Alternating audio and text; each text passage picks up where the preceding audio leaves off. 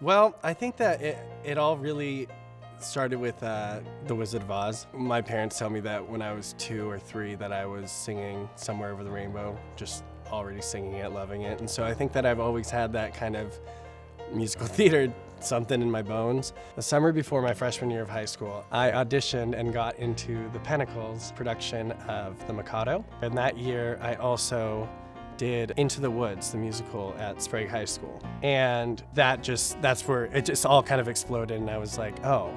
I started realizing that I could do this, and so I made sure I got really good grades, and I made sure that I did a lot of extracurricular things so I could get into every school that I wanted to. I got into my top choice, Elon University, and my whole world had been expanded. This whole idea of musical theater, the history behind musical theater, the literature of musical theater, just kind of it hit me like a ton of bricks. And then my senior year is when I assistant directed our production of Rent. That's when like the directing thing just kind of, I felt so at home there. It felt so natural for me to talk in front of people and give notes and see a whole picture. So that really opened my mind and my heart and my spirit to really start looking at my life in a different way and really start looking at where I was going to go next and what I was doing. I moved to New York after I graduated from college and started doing some directing things there, and I was going through my 20-somethings, like, what am I doing with my life? How am I helping the world? How am I helping my family? How am I helping my future? And all these questions they just kept popping up. And it was when I came back for my birthday 2 years ago, and I was driving around Salem, and I just felt this energy. I felt that there was something new that was going on in Salem. There's so many more people coming back and people realizing how special this place is. And I don't know, I realized that I wanted to be a part of that. I wanted to be a part of the regrowth of this city because I love this city and Salem deserved it, and they need a institution where we can harness professional talent. I just felt very passionate about sharing my knowledge and my love for musical theater with this community. Oh gods, are you there?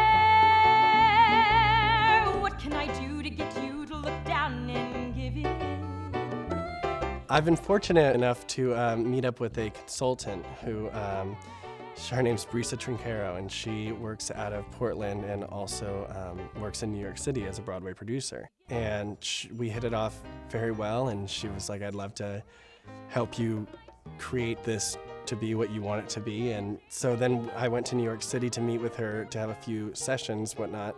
And while I was there, she introduced me to Todd Gershwin, who was a producer on the new Janis Joplin musical. And so I have been working with them for the past 2 months on that show. It's been such an amazing learning process.